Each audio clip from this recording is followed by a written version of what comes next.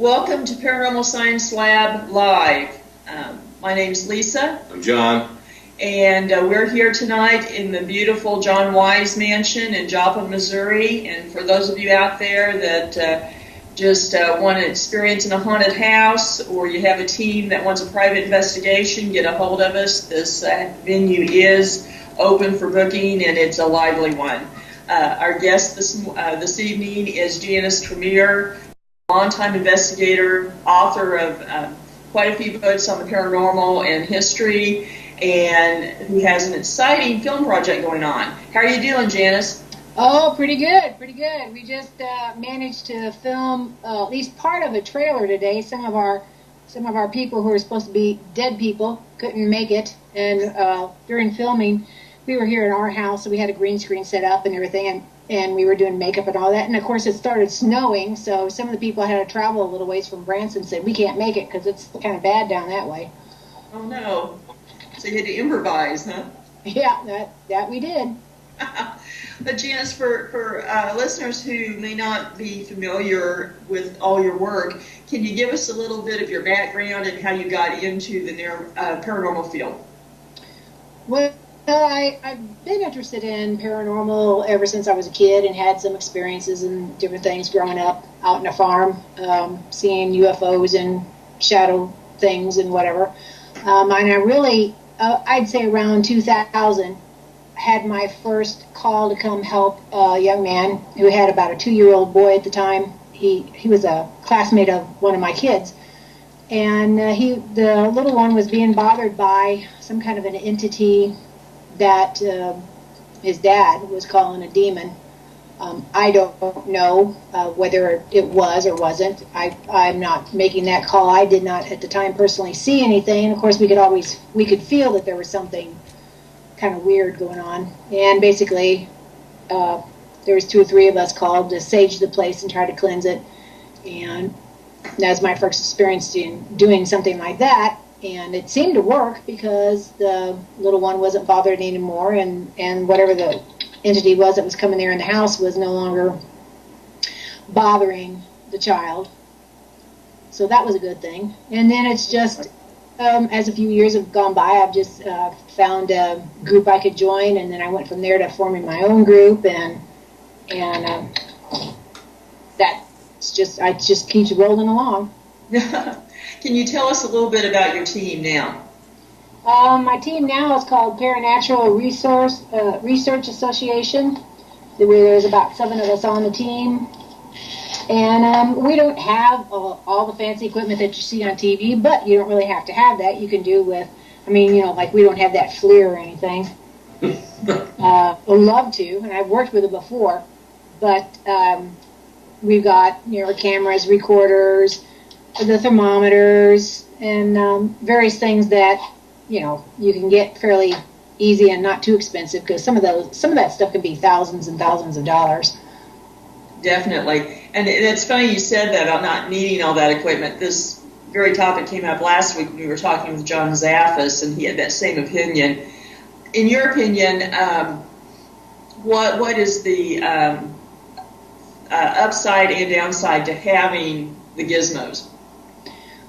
Well, I think sometimes you can just get too caught up in having all the gizmos, and you lose sight of being aware of yourself. It's sort of like relying on so much on technology that then you lose. You don't go outside and play anymore. Like kids now in front of the computers instead of climbing trees, that sort of thing. Oh, I agree with you there. They quit using their brains. Exactly. But it does, and having that equipment, it's fun, but it's not ever, most of the equipment has always been used for something else originally. Of course, now you see in the shows where people have had stuff designed just directly for them for use in paranormal investigating. But most of the stuff that's out there and available to groups is used by electricians or somebody else. So there's nothing with this equipment that really proves that it captures any kind of proof of paranormal activity, because it wasn't originally intended for that. It's the best that we can do right now if we're trying to pick up abnormalities. Right. And my opinion, tell me what you think, is that I think, especially if you're looking at trying to convince a skeptic, the visual and auditory evidence is the most compelling anyway. Right, and that you can get with just your regular, digital camera, or even a non-digital camera with regular film. I think one thing that they think digital has got better is when it's straight in the camera, you don't mess with it so much. Although now, if you run it through any kind of Photoshop or anything, you can do all kinds of enhancement to it. But just a regular little handheld digital recorder and camera is really all you need to get started with, and then your own awareness and perceptions and making notes and all that sort of thing.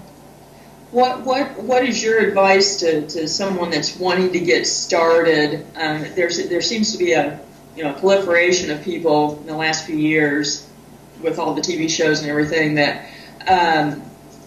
just kind of jump into it on their own. What guidance would you give them?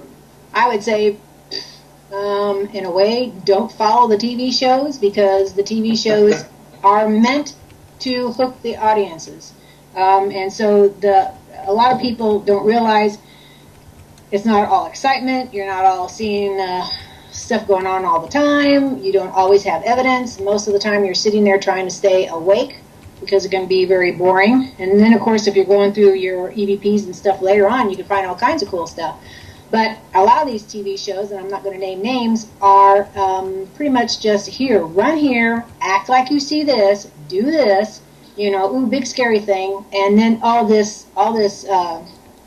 trying to aggravate the ghost. I mean, a lot of groups that are really into it don't go and provoke and say, knock me down the stairs. I'm going to sit here with this axe in front of my face, push it over onto me. I'm going, oh my God. And I investigated that same location, not naming names, but anybody who saw that, they were doing that, and I said, yeah, right, you really want that axe on your head? Don't do that. You're just asking for trouble. If somebody would do what you actually told them to do, a spirit or other entity, you would then be in a world of hurt. And if it's a human spirit, somebody's still there, be polite. You're not going to I'm not going to walk, Lisa, into your home and treat you like these guys do on TV when they're provoking the ghosts and calling them names and saying they're cowards. I mean, my goodness, if I had my butt kicked, I'd deserve it. Exactly. And I agree with you there. I think that's a dangerous perception that people get.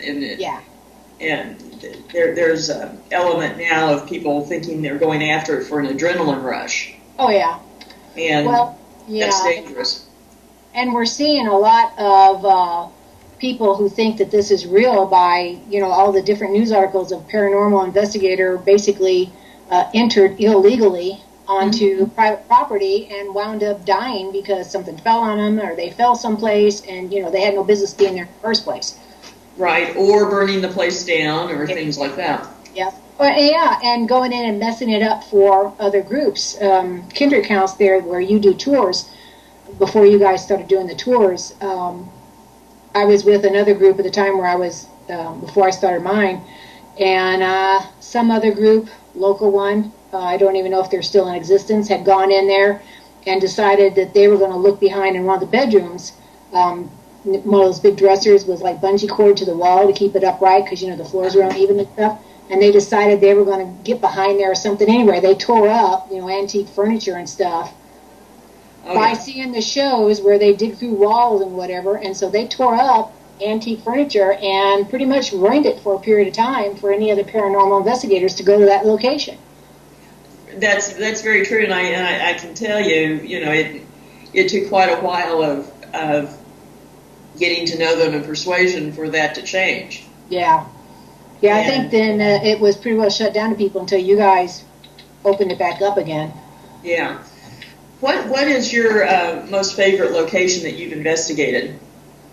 Mine, well, I guess overall, and it was because I've been there a lot, and we always had good evenings there. Even if we were sitting around and weren't chasing various noises trying to find out what they were, we usually came away with good evidence. Was the Morse Mill Hotel by Big River.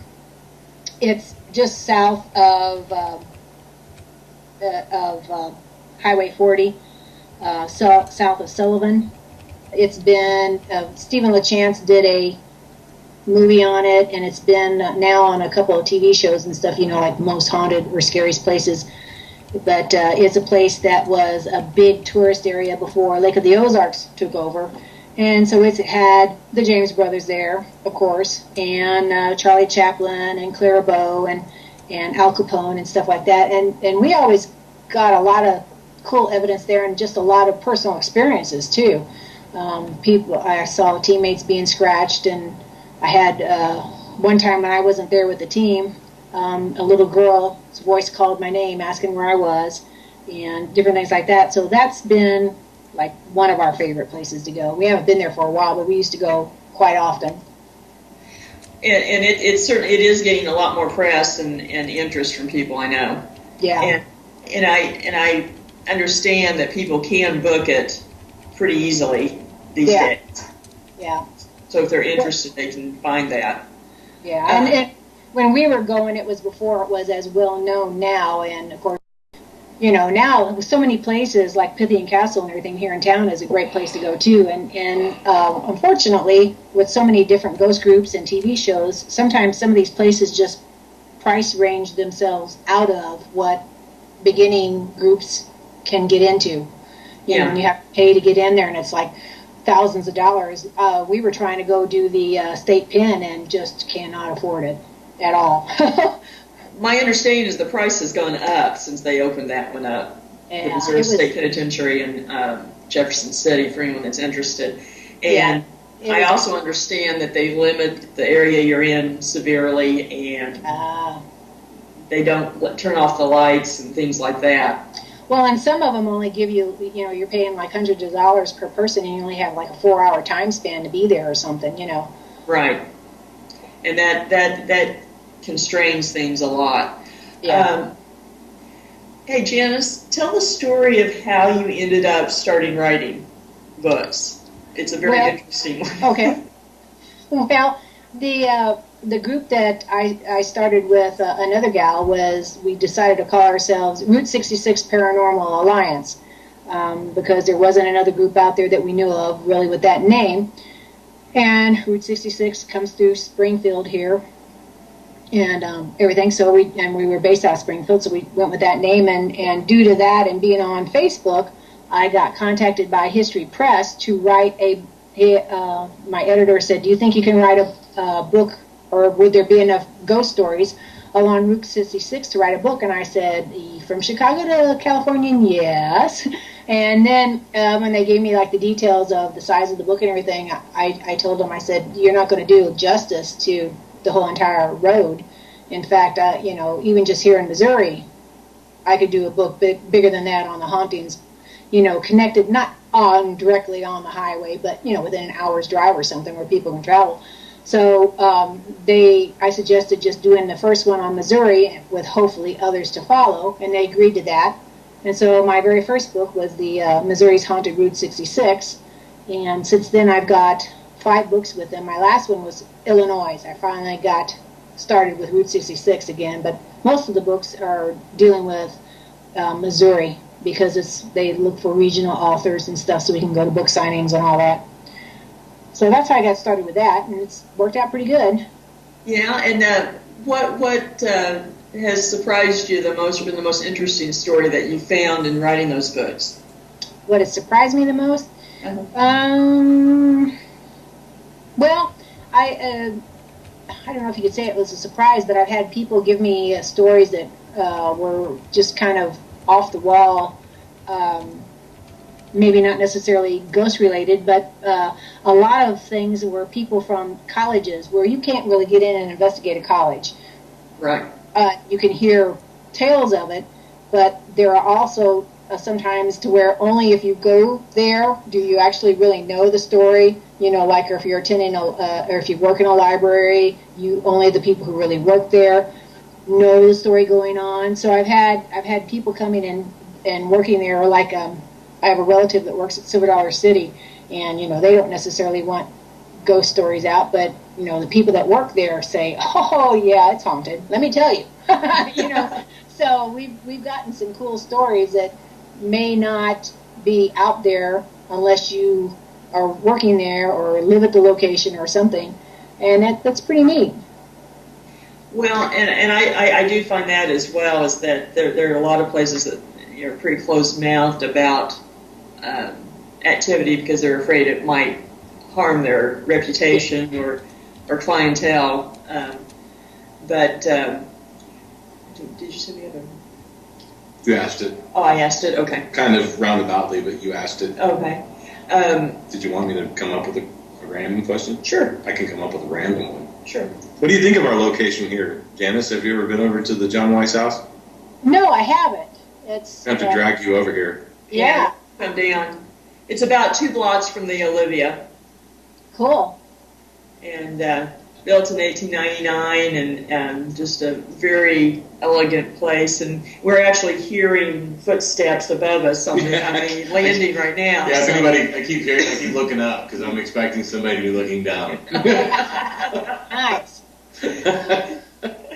We have a picture of someone actually looking down. Yeah. And this location's pretty interesting. The activity we get here is really neat. The entities here, spirits here, have been very accepting of us.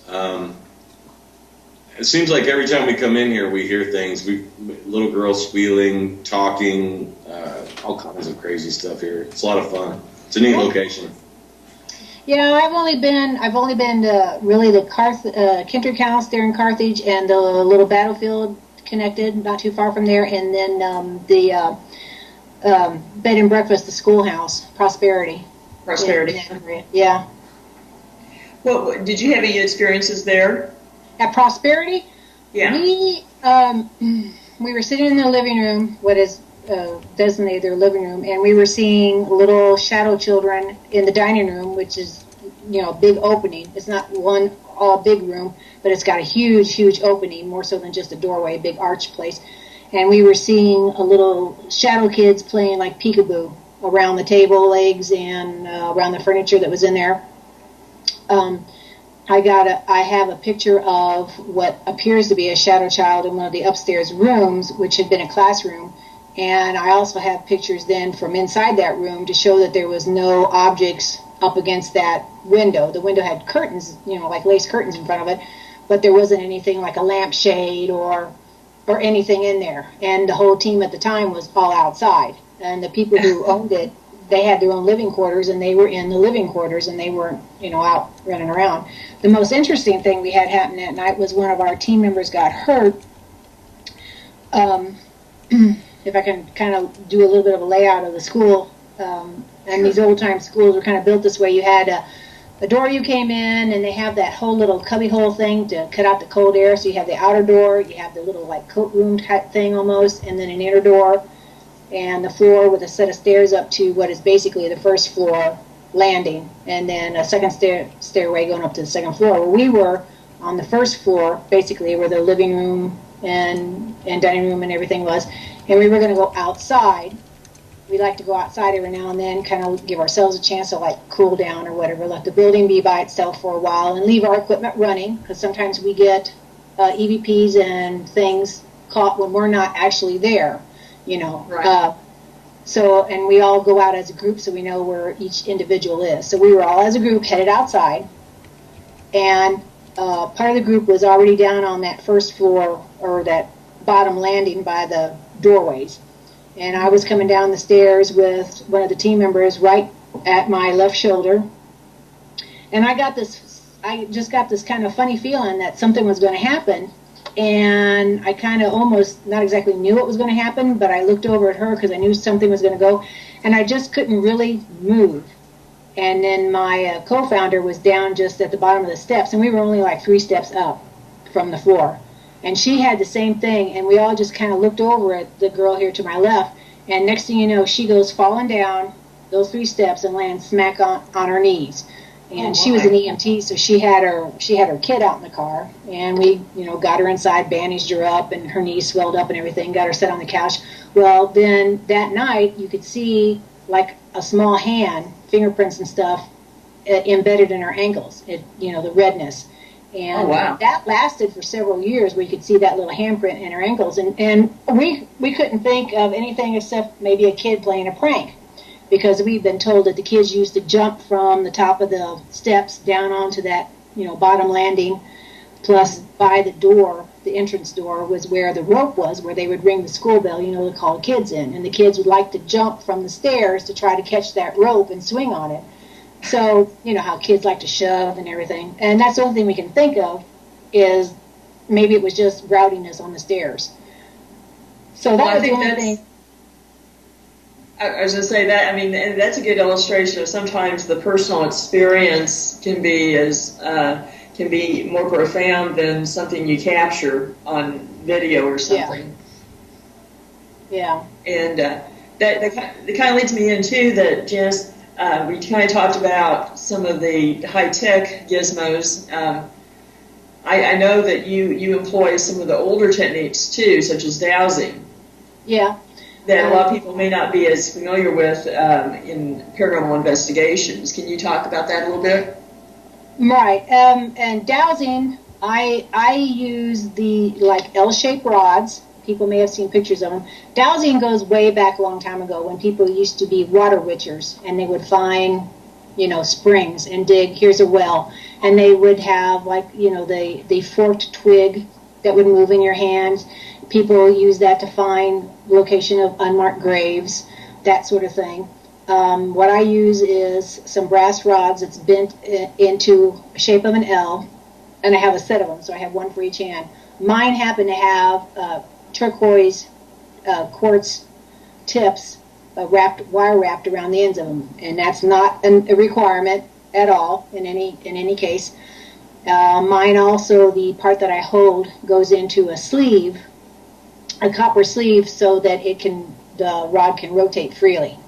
Mm-hmm. And you just kind of hold them, basically your elbows are bent, you hold them about waist level, waist high, keep them level, and we can ask questions with them and they'll react. Mine cross each other for yes and open wide for no, and everybody's yes or no answer is different. It may go left or right or whatever. And when you get a pair of rods like that and you start getting used to them, it's like with a pendulum or crystals, it reacts to you. And supposedly the rods or dowsing lets you tap into your own intuitive, being, and you're kind of focused on the rods to where it's sort of like with your REM sleep, you're shutting out all the outside noise of your own thinking and thoughts and everything. Some people think it's the ghost answering. I have had my rods answer, yes and no, and basically you have to have them answer yes or no. It's not like as though they're going to write anything out or do like an Ouija board or anything like that. A lot of times, my rods will track where a spirit's at. If I ask where is a spirit, or is a spirit with us, and they say yes, can you show me where they are? And it'll point a certain way. For instance, I can ask where my fiance, because he's on the team, I can say, where's Dean? And they'll point to the general direction he is. If he's off to my right or my left or behind me, they'll swing around and, stop when they come into contact with me because they can't go all the way around. But boom, he's behind me, they show me. So we were in Pythian Castle, and I was doing a session like that with the rods. We were up in that little room that's, when you look down, you can see the theater on the second floor.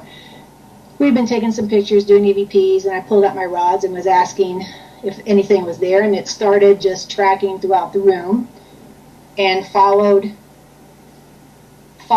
went from my left and followed around through the room and went and pointed out down the hallway towards the little theater box. And we started taking pictures down that direction, down that hallway. And when we got to looking at them, there's what looks to possibly be a shadow child standing next to that theater box, which is kind of interesting. Now, we didn't get any EVPs that I recall at that time, at that location, but we have possibility of photographic evidence. That's awesome.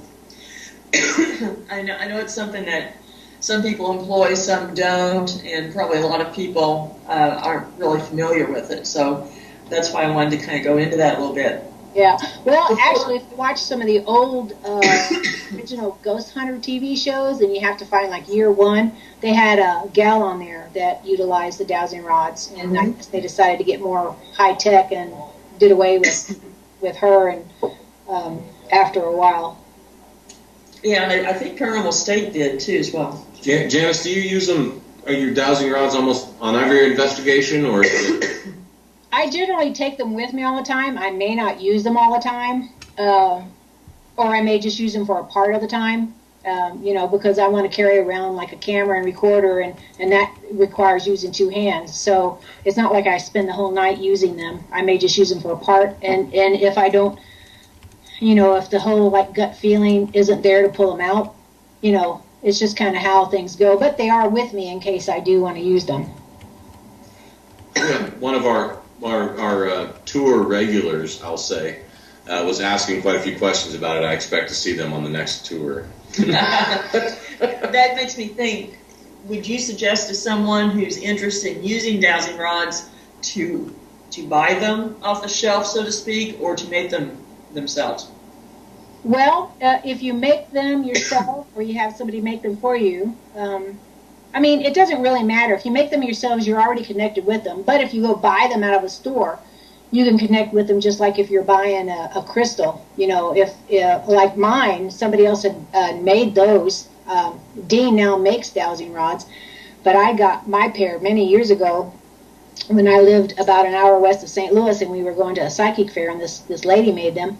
And it was sort of like a wolf puppy, it's supposed to choose you. You don't go choose the wolf. The wolf chooses you. Well, those rods just kind of like, I'm like, oh, I want those. And they worked well for me. So. What are your rods made of? They're made out of, the main part of the rod, the L part, is made out of brass. The rotating sleeve is made out of copper. And then I'm thinking that's brass, the wire wrapping around the turquoise points. And Dean uses that sort of thing too, easy to bend. I don't think it really matters. I've seen actually just plastic being made into the rods, and of course you can always get the wood, get a regular branch, or get the Y-shaped branch or anything. So it doesn't just have to be metal. You can, I think it's just whatever, it's a focal point for you. Well, and I've seen copper used as well. I was going to say, I have some heavy gauge copper at home that would probably work well for it. Yeah, and I've seen it work pretty well that way. We might suggest anyone that is interested in any rods that they contact you on Facebook, and maybe you can put them in touch with Dean, who makes them. Okay, yeah. And you can find Janice on Facebook under her name, Janice Tremere, and she can help you there. I think there are some people in the chat room who are interested. And now, Janice, why don't you plug your latest book a little bit and something that, your favorite story in there? Okay, well, right now I'm working on a fiction, a horror fiction, and it's based loosely, I want to add, on true events that happened here in the Ozarks around 2006 or something. There is a suspected serial killer in one of the neighboring counties that was thought to have murdered some women from 2 or 3 other states, and even one here in this area. And the lady that was his possible, and I say possible and suspected because it's not ever been proven, but the lady who went missing, who might be connected with him, they've never found her body, to my knowledge, with the research and stuff we've done. The interesting thing is that the property that he lived on, where supposedly she was buried, a friend of one of my team members, Eric Williams, contacted him about some paranormal experiences going on there. And the man who was suspected of being the serial killer, when they came to arrest him, he was sitting out on his front porch, just calm and quiet, so the story goes, whenever they came up to him, and just was like, here, take me in. So they put him in jail, and they had him under guard, and I think as the story goes, a lot of this could be urban legend, but what you can find by research is they left him alone for about 10 minutes or so, and he used his uniform to hang himself. Wow. So there was no chance for him to really, question him or find out much of anything. And the really creepy part is the day that he did this, the lady who now currently owns his property was there visiting a friend in jail the day he hung himself, and when they hauled out his body, they hauled it out right in front of her. And then here his property comes up for sale, he buys it, and now there's all these occurrences happening. We've been out there a couple of times. We've got some EVPs. I'm not, what we've found so far, is not necessarily connected with him or anybody that maybe he had out there, although there have been some psychics that think that the missing woman is buried out there somewhere. We haven't got any EVPs really to that. We've got some little girls laughing that would not have been, connected with him at all, I don't think. There's been an EVP that other people have caught, and I've heard it, that has called the owner's name, so that kind of creeped her out. And some EVPs that sound like they are agreeing to urban legends that he, gutted its victims and hung them on meat hooks in the shed and all that. And there is a shed out there, and there is a dog run out there, and there had been in the shed. But the urban legend goes that he cut up his victims, hung them on the meat hooks, and cut them up and fed them to the dogs. And you know how things get blown out of proportions. As far as I know, there's no proof that that ever happened. But the shed is, made available where dogs could have been in there. There's a dog run. I think supposedly there were meat hooks hung from the shed. So you know how imaginations can go. There's also another ghost or entity that the women who live there now have seen, an elderly gentleman. And he used to raise marijuana plants out there.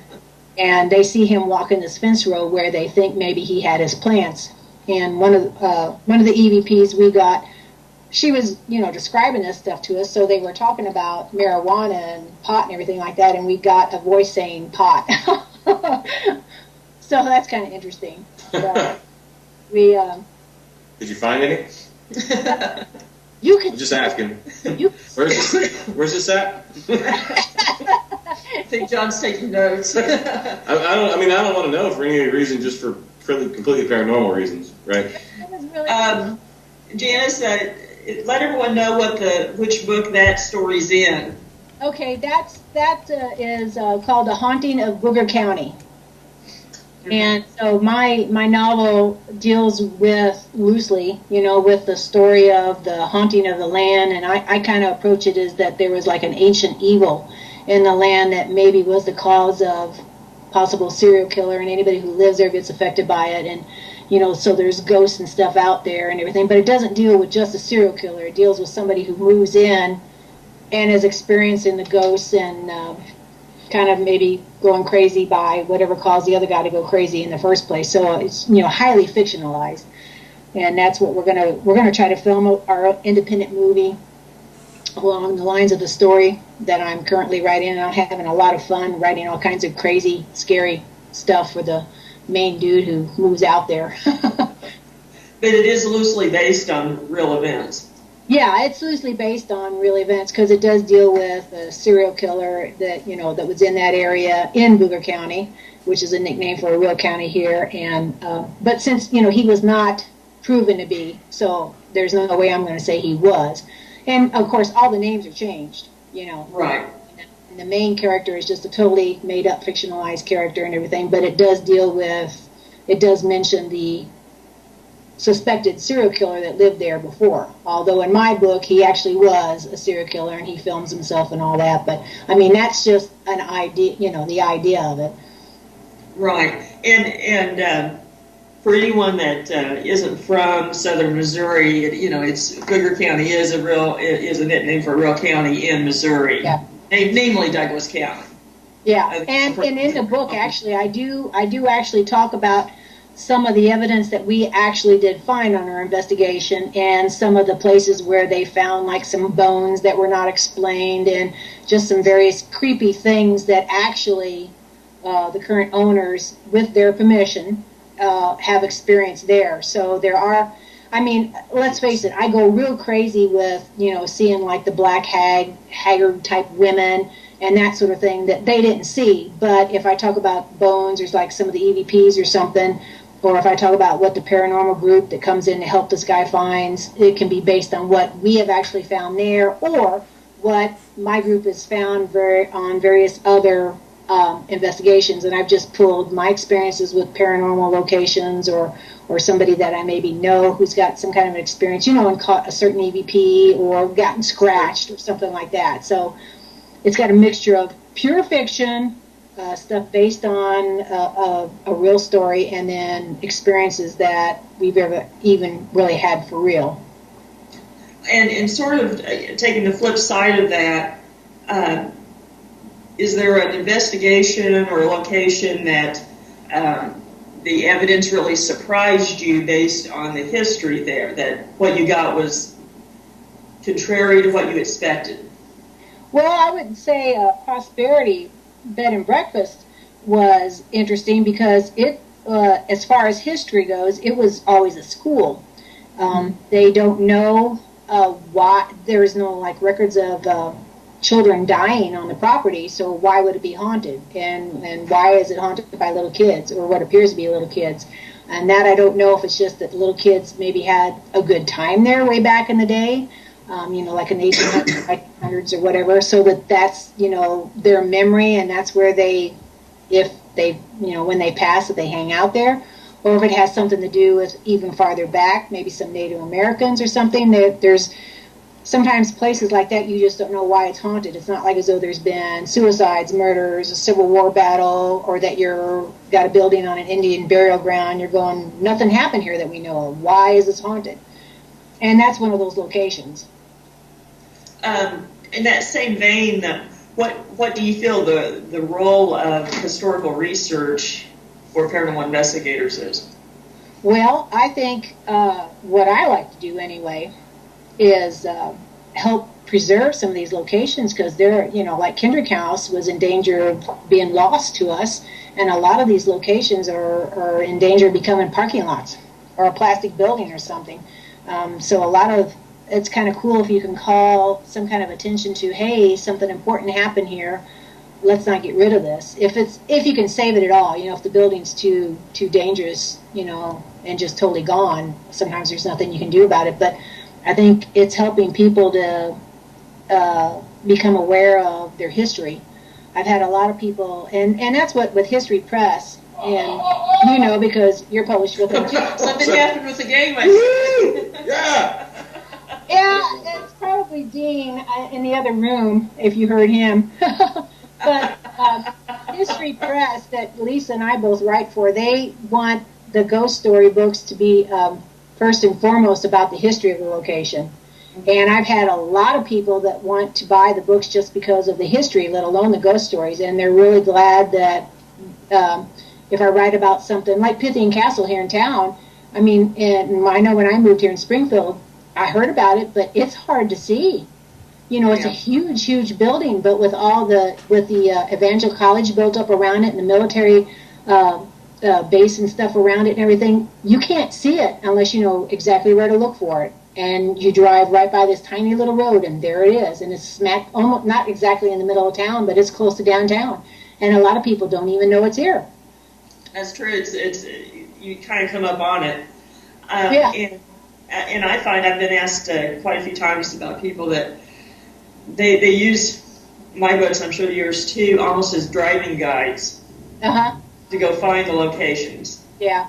Well, and that's like whenever I did the Missouri's Route 66 or even the Illinois one, I figure, in this day and age, anything about an hour away, that's not any kind of a trip at all for people now, Right. And because, it's not like as though right on the highway is going to be a haunting, but something anywhere to an hour north or south, you can go and find it and check it out.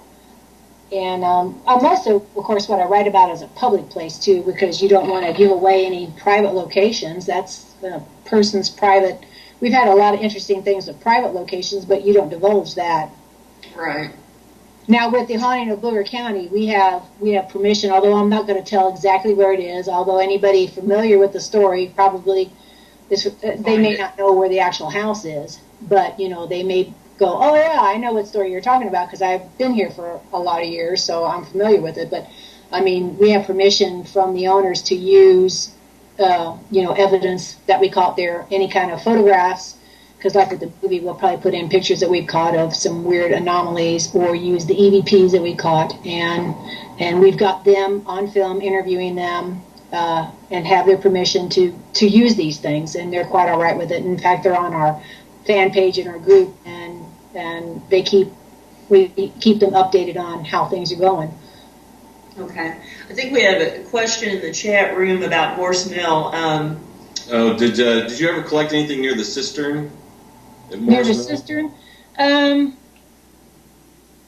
the cistern itself, the rods were reacting a lot near the cistern. Some of the things that we caught in that general area where we were seeing shadow people up by the swings, the tire swings, we were chasing shadow people up there. We had camped down below in the flat area, and the very first night we were there, we had our lights and stuff on. Of course, there's street lights around there anyway.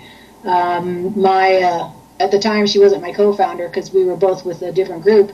She was a guest, but her and another gentleman chased a shadow person in that general area and watched it go from like 3D down to 2D down to flat and disappeared. And it turned around and looked at him, and it dodged between our cars and stuff.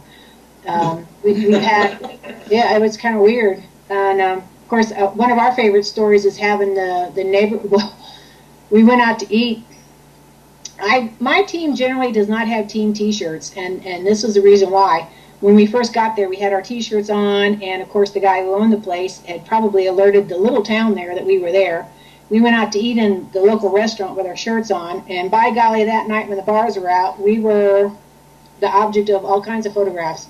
So we had several townspeople out taking pictures of the ghost hunters in this abandoned building, because at that time there was no electricity, no running water. You did your business outside to find a bush, hopefully with no snakes in it. And we spent the whole night until sunrise. And it was a lot of fun. I think now he's got some electricity and stuff there. I haven't been there for a couple of years. But we had people lining the street taking pictures of the building when the ghost hunters were in there. And then the drunks showed up. And that was the night that they were chasing the shadow person. But they had a big flashlight shined right on the entity. And it was a black, solid shadow person. So, yeah, we've had some fun out there. What's your most compelling personal experience with paranormal? Well, probably I've had a couple pretty good ones. One of them was there at Morse Mill, and we generally get there during daylight hours so we can check out the place and know where we want to set up equipment. Plus, at like a place like Morse Mill, up in the attic, at the time, there was a lot of, holes in the floor. So you kind of want to know where your footing is, Mm-hmm. And we were in the second floor, and daylight, and I felt this cold breeze, and I felt what to me was like small fingers on my chin, on my jawline, on the right side of my face. And I was telling my co-founder at the time, I said, take a picture. She took a photograph, and there's this white mist covering my face right where I felt that little cold hand. Wow. And I think later on that night, we had a camera set up, and we were just, basic equipment. We had this old camera that you put a VHS tape in, and we had a flashlight tied to the camera on top of a tripod to have some kind of light. And yeah, we had it aimed down in that room, and her and I, everybody else was downstairs. We were sleeping in the house, in the living room, where some people say, oh, I'm afraid of that living room. I'm like, I don't mind it. I've heard kids running up and down, pulling blankets off of me in the living room and everything, but that was fine for me. I could go to sleep inside there. But everybody else was asleep downstairs in the living room, and her and I were up in that room right at the top of the stairs, a big room, where I'd gotten touched, and we had this camera on us. The flashlight had died. She put new batteries in it. So we were hanging out there doing an EVP session. And the lights started flickering off and on. And we're going like, I wonder why. Brand new batteries. So we started asking, if this is yes, can you make the light go brighter? If you have a no answer, your typical what you see on TV. And by golly, we got some results. The light would go bright. I mean, it was on, and it would brighten up if it seemed to be a positive answer. Wow. There were times that not only did it dim, but would go totally off and then come back on. And I had the sense of a little girl and a little boy next to the tripod, and when my co-founder took a photograph, it did not show up on her camera, but in the flash of her photograph, I could see with my eyes, like the outline of two kids. I didn't see features. It was more like, like a shadow being like projected on a wall or something. The flash illuminated their shadows, basically. We also, at that time, in that location, we were outside, leaving the building to itself, and we have, I had a recorder downstairs, and the camera was upstairs in the same location, facing down that room, and it had sound on, and my recorder was down at the bottom of the stairs, and you can see the tripod being tipped. You can hear, like, booted footsteps coming up to the camera, like somebody was checking it out. Somebody was wobbling the camera. But the neatest thing that we got was this. You could see the shadow running out of that room where her and I had been and where I'd been touched. The shadow comes running out of that room, zips down the stairs.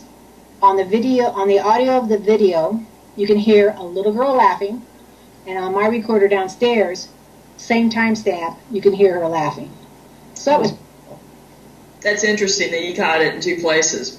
Yeah. Well, and we did just last summer. We did a private location up in Warrenton, Missouri, which is where I'm kind of from originally before I moved to Springfield. And it was a house where the attic is kind of a large attic, and it's got those slanted side rooms that are bedrooms.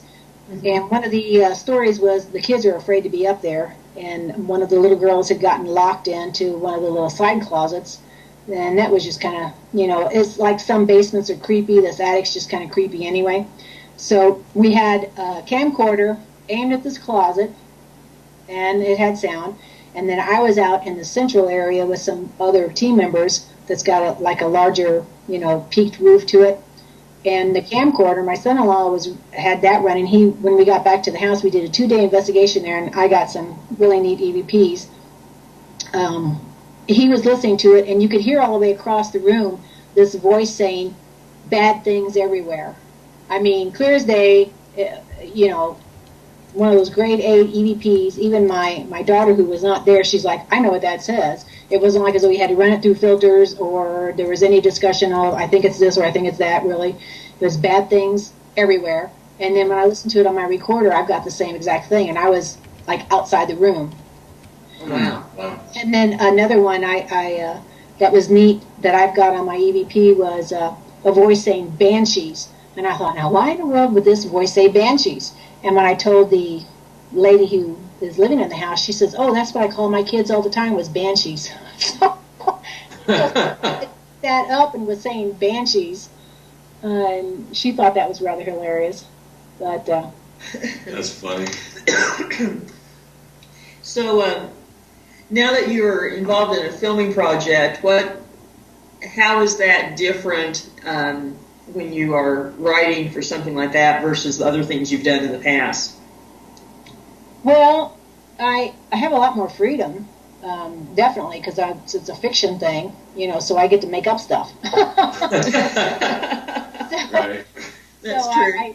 I'm getting to play with my characters, and I'm getting to go like, oh man, I'm being evil, because I can write that this person's encountering this evil thing of whatever nature, and oh man, we're trying to. It's not going to be a slasher film or anything. I want it to be more like Woman in Black or a ghost story. But I still have some really creepy stuff coming in there, and it's just kind of fun to mess with.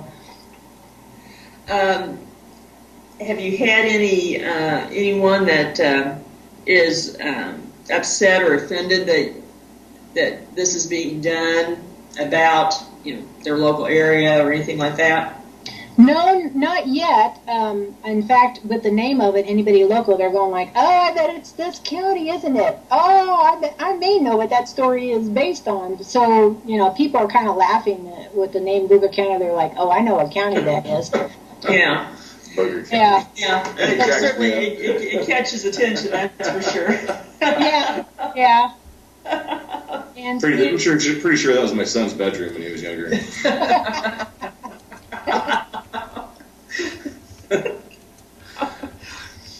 Do you know what projects you have coming up once you get through with this, or have you planned them out yet? Well, we're going to be out investigating this location again because it's kind of an ongoing thing. But of course, it's wintertime and bad weather. The weather's just been crazy, and it's out kind of in the middle of nowhere. So naturally, we haven't been out there. So that's ongoing. I haven't really got a lot of other investigations going for the team yet, just, again, due to the weather and that sort of thing. And people working, and some of them are attending college and stuff like that. So we'll see. Any other plans on the writing front? Oh, after that, yeah, I've got another idea that kind of to maybe collaborate on with a friend of mine that's living out in California now. But I definitely enjoy writing the fiction stuff. As far as the nonfiction, I'd actually like to continue the Route 66 series and go with Oklahoma and a little bit of Kansas and everything for the next one, and hopefully be able to go with History Press and continue all the way out to California. Right. And then I think that would be a good thing to do. I didn't mean to cut you off. Oh, yeah, no, that's fine. And then I'd like to probably, maybe with a different publisher, do just kind of one of those my paranormal experiences type thing, where I can talk about a lot of the stuff that we do, because for History Press, they don't want so much what we do, you guys and us and everything as paranormal investigators, how we set up the equipment or whatever, the nuts and bolts of it. But that's something it's occurred to me to do too. What's your thought on the role of metaphysics in paranormal investigation? Well, I think it's a part of it. I know you have some people that kind of want to go just all scientific, and then you have some groups that want to go all, the spiritual and metaphysical part. And my team is mostly comprised of people who are what we would call sensitives, where you can pick up on things and all that, which is great, but, everybody else out there, unless I can hear it as an EVP or see it on a photo, I'm not going to go by your gut feeling. Well, you can use your instincts and your intuitiveness to say, hey, let's take a picture over here, and maybe, something will show up over there, or like maybe I'll go to a location where I'm drawn to the second floor. I don't know why, but let's go up here and check it out, and maybe I'll capture something. So I think it kind of goes hand in hand. You just have to find a balance, which is kind of a difficult thing to do, because especially with the TV shows and stuff, they all want everything on the recording part of it, and the more recordings you have, the better. The more I've been approached by, and you probably have too, TV shows and stuff, and they want you to have full apparitions running across the room, or they want you to say this orb is a ghost, Right. And, it's one or the other. Exactly. And as far as orbs go, there are some that I think are not just dust or bugs or something. It's an anomaly. It's like, this orb is way weird, but I'm not going to say it's a ghost. It's just, I don't know what it is. Yeah, we had one just yesterday that looked like a butterfly. Yeah. I thought I'm pretty sure it's not a moth. Yeah, we're pretty sure it's not a moth. I mean, it doesn't flap. This private location I was telling you about, my daughter's got one that it's in that open attic area, and of course we always take several pictures in a sequence. So you have like 2 or 3 here, and then you have one with something in it that wasn't in the ones before, nor in the ones after. And you're going, okay, this just all of a sudden appeared, and it's only in this one set of 5, 6, whatever shots, not moving in the same, same angle, same location. And this thing, kind of like a butterfly, people say, oh, it looks like a fairy. So, it looks like it's got like a center source and these wings coming out, and it's just kind of huge in the room. Oh. And we hate to cut you short, but can you plug your new book for us one more time before we get off here? Okay. It's called The Haunting of Booger County. Okay. And do we have a approximate release date yet? Well, I don't know, Lisa. That might be in your hands. 2014, right? 2014 is what I'm hoping for. Yeah, I'm wanting to try to get the book out before the movie, because once I get the book written, then I hand it over to the guy who's going to be turning it into the screenplay for us to start actual filming the movie. So I'm working like crazy to try to get the book, done up well enough to give to him. And then, of course, I want it to be even more top-notch to be released as a book. So I'm hoping that'll be in 2014 before the movie comes out. So awesome. Well, everyone needs to keep an eye out for that and check out Janice's Facebook page and give other places they can find information about you and your books. Okay. Go ahead and can you give that? Go ahead and give us that. I do have a Wix page. We have The Haunting of Booger County on Facebook, and then I even have a let me see if I can pull it up here and just give it to you guys. Just a website myself, but it's through Wix, so it's kind of hard to find. Unfortunately, I'm thinking about I need to do a new web page. Well, and they can also find your author page on Amazon too. Is that right? Yep, that's right. They can. I also have a author page on Facebook.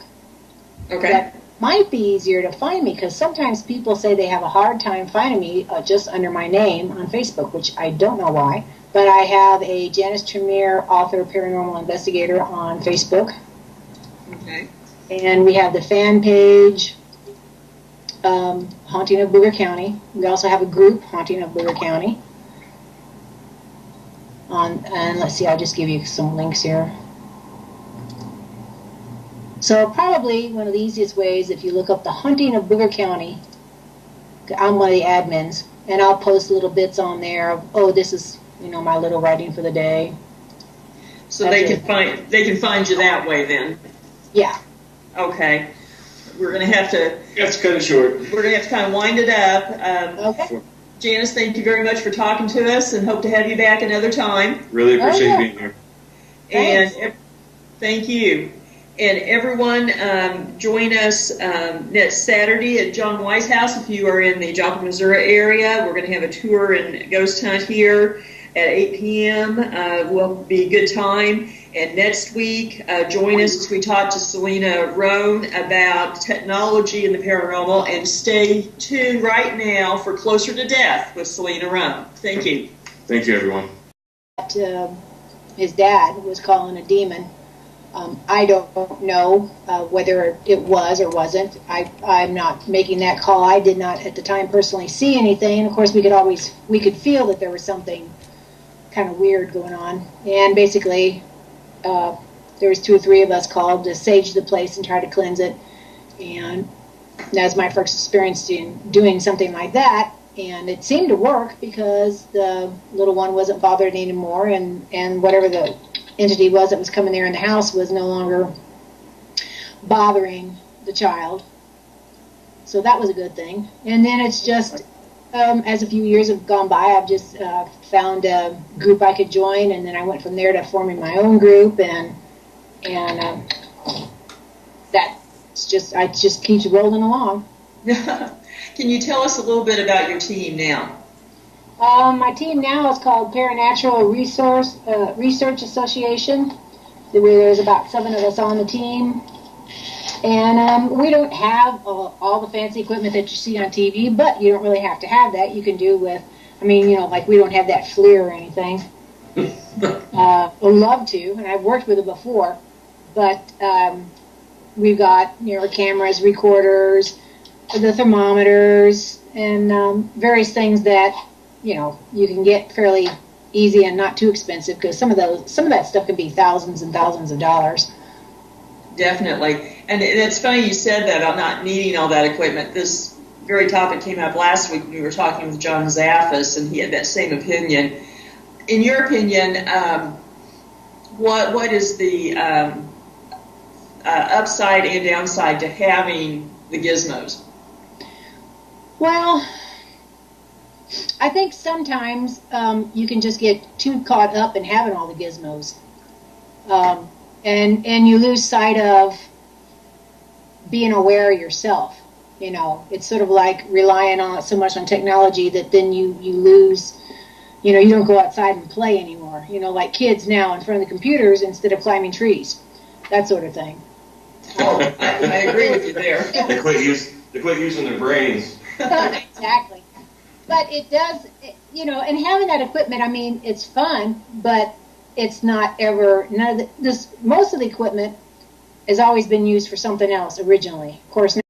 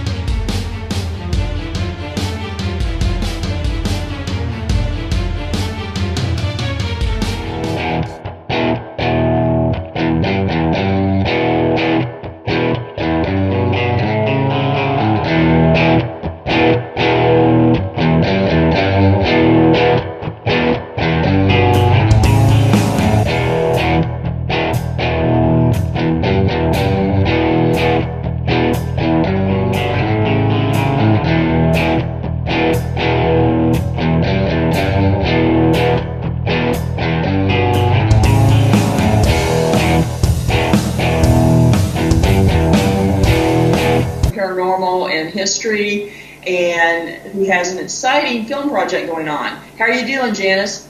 oh, pretty good, pretty good. We just managed to film at least part of a trailer today. Some of our people who are supposed to be dead people couldn't make it, and during filming, we were here in our house, so we had a green screen set up and everything, and we were doing makeup and all that. And of course, it started snowing, so some of the people had to travel a little ways from Branson. Said we can't make it because it's kind of bad down that way. Oh no! So you had to improvise, huh? Yeah, that we did. But Janice, for listeners who may not be familiar with all your work, can you give us a little bit of your background and how you got into the paranormal field? Well, I've been interested in paranormal ever since I was a kid and had some experiences and different things growing up out in a farm, seeing UFOs and shadow things and whatever. And I really, I'd say around 2000, had my first call to come help a young man who had about a 2-year-old boy at the time. He was a classmate of one of my kids. And the little one was being bothered by some kind of an entity that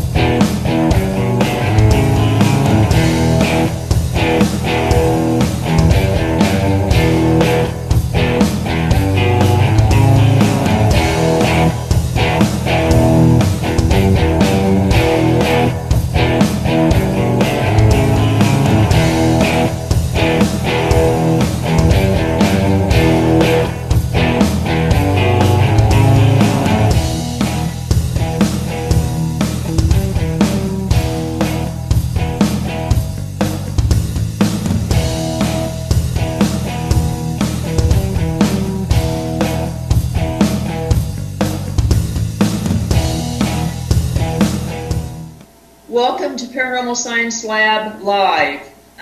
My name's Lisa. I'm John. And we're here tonight in the beautiful John Wise Mansion in Joplin, Missouri. And for those of you out there that just want to experience in a haunted house, or you have a team that wants a private investigation, get a hold of us. This venue is open for booking, and it's a lively one. Our guest this evening is Janice Tremere, longtime investigator, author of quite a few books on